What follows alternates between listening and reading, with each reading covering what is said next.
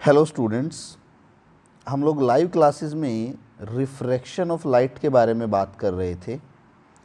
तो हमारी जो अब यूट्यूब क्लासेस चलेंगी उसमें मैं लाइव क्लासेस से रिलेटेड ही आपके जो टॉपिक्स हैं वो पोस्ट करूँगा। हल्का सा वेरिएशन रखने के लिए कुछ टॉपिक्स आपके लाइव क्लासेस में एक्सक्लूड कर दिए जाएंगे और वो टॉपिक आपके यूट्यूब क्लासेस में इंक्लूड कर दिए जाएंगे।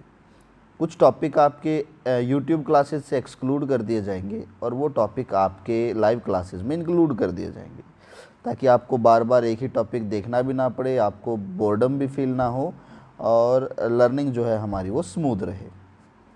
ठीक है, चलिए हम अपना स्टार्ट करते हैं रिफ्रैक्शन ऑफ लाइट से। देखिए रिफ्रैक्शन ऑफ लाइट क्या है। ये फिनोमेना है bending of light from its path. ठीक है ना, बेंडिंग या डेविएशन ऑफ लाइट कह सकते हो from its path when going from one medium to another medium. यानी कि जब भी लाइट एक मीडियम से दूसरे मीडियम में जाती है तो वो अपने पाथ से बेंड कर जाती है, डेविएट कर जाती है। इसी को हम बोलते हैं रिफ्रैक्शन। जैसे कि यहाँ पर आपके पास इंसिडेंट रे है ये ए, ये एक ग्लास एयर इंटरफेस है, ये रहा यहाँ पर। जैसे ही रे आपकी एयर से ग्लास के अंदर गई तो इसे एक्चुअल में कैसे जाना चाहिए था, ऐसे सीधा। पर ये रे क्या हो गई है, बेंड हो गई है। किससे, अपने पाथ से। तो इसको हम क्या बोलते हैं, इसको हम बोलते हैं रिफ्रैक्शन ऑफ लाइट। ये जो फिनोमेना है ये रिफ्रैक्शन ऑफ लाइट है। अब देखो एक्चुअल में क्या होता है रियल लाइफ में कभी भी ऐसा नहीं होता है कि आपका रिफ्लेक्शन अलग हो, रिफ्रैक्शन अलग हो। ठीक है ना, कभी ऐसा नहीं होता है। अगर हम रियल लाइफ की बात करें तो आप लोग देखना, कभी मान लो ये कोई विंडो है और आप इस विंडो के इस तरफ खड़े हुए हो, तो आपको क्या दिखता है, इस विंडो के इस तरफ आपकी मान लो एक टेबल है। तो आपको क्या दिखता है कि इस तरफ जो विंडो का सेकंड साइड है, मान लो सेकंड साइड 2 लिख देता हूँ, ये फर्स्ट साइड है। तो जो विंडो का सेकंड साइड है आपको वो टेबल भी दिखाई दे रही है। साथ में इस ग्लास में, ये जो विंडो है ग्लास की विंडो, इस ग्लास में आपको अपना रिफ्लेक्शन भी दिखाई दे रहा है, यहाँ पर आपको अपनी इमेज भी दिखाई दे रही है। दोनों चीज़ें आपको दिखाई दे रही हैं। अब इसका मतलब क्या है, इसका मतलब है इस ग्लास विंडो के ऊपर ना तो अकेला रिफ्लेक्शन हो रहा है और ना ही अकेला रिफ्रैक्शन हो रहा है। इस ग्लास विंडो पे reflection as well as refraction दोनों के दोनों हो रहे हैं, दोनों एक साथ जा रहे हैं इसके। तो अगर इस पे दोनों के दोनों एक साथ हो रही हैं तो इस पे यहाँ पर क्या है, इस प्रॉब्लम को एक साथ स्टडी करना काफ़ी प्रॉब्लमेटिक हो जाता है। इसलिए हमने क्या किया है, फर्स्ट पार्ट में ऑप्टिक्स के सिर्फ और सिर्फ रिफ्लेक्शन की बात की, रिफ्लेक्शन की सारी केसेस देखे, प्लेन पे क्या होगा, स्फेरिकल पे क्या होगा, लॉज ऑफ रिफ्लेक्शन क्या है। अब हम क्या करेंगे, अब हम अकेले रिफ्रैक्शन को पढ़ेंगे, सिंगल अकेले। ठीक है ना, और उसके बाद हम क्या करेंगे, प्रॉब्लम्स में दोनों को ऐड कर देंगे, reflection as well as refraction. तो अगर मैं इस ग्लास सरफेस की बात करूं तो देखिए कुछ ऐसा मान लीजिए कि मेरे पास में एक रे ऑफ लाइट आई यहाँ से, यहाँ से आई, यहाँ टकराई। कुछ रे ऑफ लाइट तो बैंड होगी ऐसे और कुछ रे ऑफ लाइट वापस चली गई। तो जो वापस आई है ये रिफ्लेक्ट जो हुई है, इस रिफ्लेक्टेड रे ऑफ लाइट ने तो इमेज फॉर्म कर दी, और जो बैंड हुई है, ये जो बैंड हुई है, डेविएट हुई है, इसने क्या कर दिया, अपनी टेबल की इमेज फॉर्म कर दी। यहाँ पर इसने खुद की इमेज फॉर्म कर दी, इसने टेबल की इमेज फॉर्म कर दी। ठीक है ना, तो हमें ये दोनों चीज़ें दिख रही हैं। चलिए ज़रा देखते हैं एक बार फिर से। तो रिफ्रैक्शन क्या है, डेविएशन ऑफ लाइट है from its path when going from one medium to another medium. तो जब भी आप एक मीडियम से दूसरे मीडियम में जाते हो तो जो डेविएशन ऑफ लाइट है that is known as refraction, इसको हम रिफ्रैक्शन बोलते हैं। अब यहाँ पर वही कुछ चीज़ें, ये जो एंगल है जो इंसिडेंट रे ने नॉर्मल के साथ बनाया है, एंगल ऑफ इंसिडेंस कहलाएगा। ये जो एंगल है जो रिफ्रैक्टेड रे ने नॉर्मल के साथ बनाया है, एंगल ऑफ रिफ्रैक्शन कहलाएगा। ठीक है, और ये है रिफ्लेक्टेड रे। दोनों फिनोमेना मैंने यहाँ पर एक साथ ही आपको दिखा दिए। रिफ्लेक्टेड रे जो एंगल बनाती है वो एंगल ऑफ रिफ्लेक्शन, जो कि आई के ही बराबर होता है। ठीक है, तो ये था रिफ्रैक्शन। यहाँ पर कुछ एक एग्जांपल है, जैसे ये एग्जांपल है रिफ्रैक्शन का। अगर आप यहाँ पर देखें तो देखिए ये मेरी इंसिडेंट रे, ये इंसिडेंट रे गई, ये रहा नॉर्मल, ये रे बैंड हो गई। कुछ रे, इसकी कुछ एनर्जी रिफ्लेक्ट हो गई, देख लो एनर्जी डिवाइड हो चुकी है, ठीक है ना। अगर मैं आपको दिखाऊं एक बार दोबारा से, तो देखिए एनर्जी को लेकर के देखो, इस रे की एनर्जी कम है, इस रे की ज़्यादा है। इसका मतलब है इंसिडेंट रे की जो एनर्जी है वो दो पार्ट्स में यूज़ हो रही है। एक पार्ट में तो यूज़ हो रही है रिफ्लेक्शन में, और दूसरे पार्ट में किस में यूज़ हो रही है, रिफ्रैक्शन में। तो जो टोटल एनर्जी है आपकी, अगर मैं कोई भी लॉस अज्यूम नहीं करता हूँ, if no loss is there, ठीक है ना, नो लॉस ऑफ एनर्जी को अगर मैं अज्यूम करता हूँ, तो आपकी जो एनर्जी है वो दो पार्ट्स में यूटिलाइज हो रही है, ठीक है, एक रिफ्लेक्शन में और दूसरी किस में, रिफ्रैक्शन में। ओके,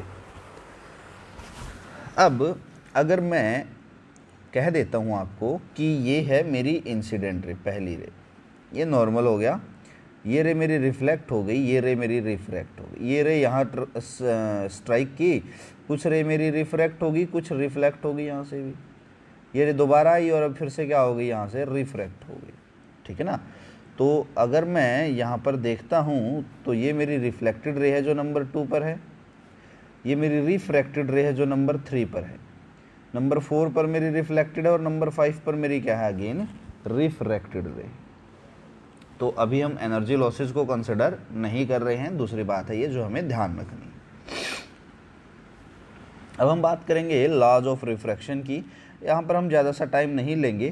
पहला लॉ आपको पता है कि आपकी इंसिडेंट रे, आपकी रिफ्रैक्टेड रे, आपका normal, all should be lie in the same plane, सारे के सारे एक ही प्लेन में होने चाहिए, ठीक है। दूसरा, तो जो दूसरा लॉ है ये भी आपको पता है, इसको हम स्नेल्स लॉ बोलते हैं, और स्नेल्स लॉ क्या कहता है, ratio of refractive index of sine of i to the sine of r is always constant, ठीक है ना। और आपने इस कांस्टेंट का नाम क्या रख दिया था, इस कांस्टेंट का नाम रख दिया था रिफ्रैक्टिव इंडेक्स, ठीक है। और रियलिटी में हम स्नेल्स लॉ को अप्लाई कैसे करेंगे, मैं यहाँ बना देता हूँ। ये मेरा फर्स्ट मीडियम है, मान लीजिए, ये है मेरा सेकंड मीडियम, इसका रिफ्रैक्टिव इंडेक्स μ1 मान लो और इसका क्या मान लो आप, μ2 मान लो, ठीक है ना। और ये आई रे हमारी इंसिडेंट कर गई, यहाँ से ये रे हमारी रिफ्रैक्ट कर दी, तो आई और ये है आर, ठीक है।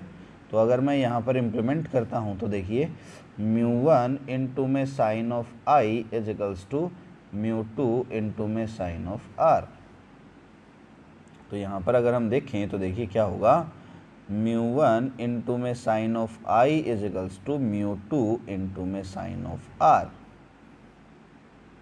मतलब कि जिस भी मीडियम में आप हो, उस मीडियम के रिफ्रैक्टिव इंडेक्स की मल्टीप्लाई उसी मीडियम के साइन ऑफ एंगल से कर दो, इक्वल कर दो दूसरे मीडियम के रिफ्रैक्टिव इंडेक्स की मल्टीप्लाई को उसी मीडियम के साइन ऑफ एंगल से करके, ठीक है। चलिए ज़रा आगे देखते हैं अभी हम। अब यहाँ पर एक बहुत अच्छा क्वेश्चन है, ये बहुत बार पूछा जाता है CBSE में, ठीक है ना। और कंपटीशन के लिए ये कंसेप्चुअल अप्रोच है बहुत अच्छी, कि जब आप एक मीडियम से दूसरे मीडियम में जाते हैं तो फ्रीक्वेंसी तो सेम रहती है, बाकी सारी चीज़ें बदल जाती हैं, ठीक है ना। इस क्वेश्चन को आगे भी ऐसे कर सकते हैं, मान लीजिए ये है आपके पास में फर्स्ट मीडियम इससे ऊपर, और यहाँ है आपके पास में सेकंड मीडियम इससे नीचे।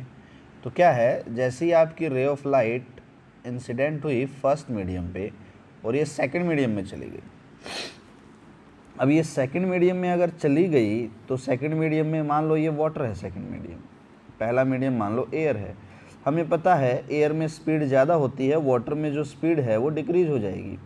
तो यहाँ पर स्पीड चेंज हो गई, स्पीड चेंज होगी, साथ में यहाँ पर वेवलेंथ भी चेंज हो गई, दोनों चेंज हो जाते हैं।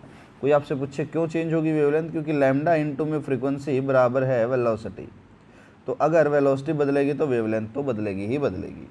अब क्वेश्चन ये आता है यहाँ पर कि wavelength as well as velocity दोनों के दोनों आपकी चेंज हो जाती हैं जब भी रे ऑफ लाइट एक मीडियम से दूसरे में जाती है, बट फ्रीक्वेंसी जो है वो आपकी सेम रहती है, ऐसा क्यों।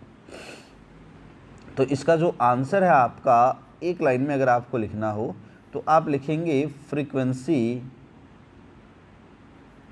Is a characteristic of source not the wave itself.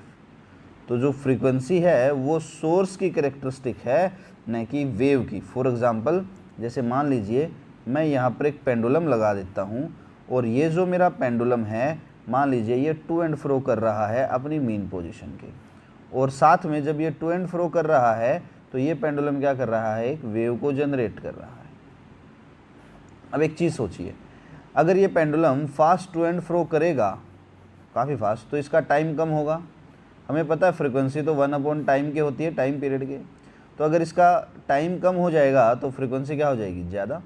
और अगर ये pendulum slow to and fro करेगा, तो इसका टाइम ज़्यादा होगा। एज ए रिजल्ट इसकी फ्रीक्वेंसी क्या हो जाएगी, कम। यानी कि जो भी वेव जनरेट हो रही है वो किस पे डिपेंड कर रही है, इस पेंडुलम पे, इस सोर्स पे।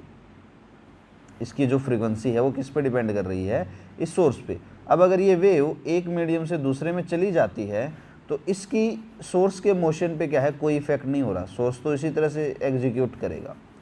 इसलिए इस वेव की फ्रीक्वेंसी जो है वो तो सेम रहती है, बट स्पीड और वेवलेंथ क्या हो जाती हैं, चेंज हो जाती हैं। ठीक है ना। अब देखिए हमने क्या किया था, हमारी जो लाइव क्लासेस थी उनके अंदर हमने देखा कि रेज बैंड क्यों होती हैं, नहीं मतलब रेज बैंड नॉर्मल या अवे फ्रॉम नॉर्मल क्यों होती है। अब मेरा एक क्वेश्चन है, चलो यहाँ पर हम आगे फर्दर कंटिन्यू करते हैं, नहीं करते हैं, नेक्स्ट लेक्चर में देखेंगे क्वेश्चन को, वीडियो काफ़ी लंबा हो जाएगा।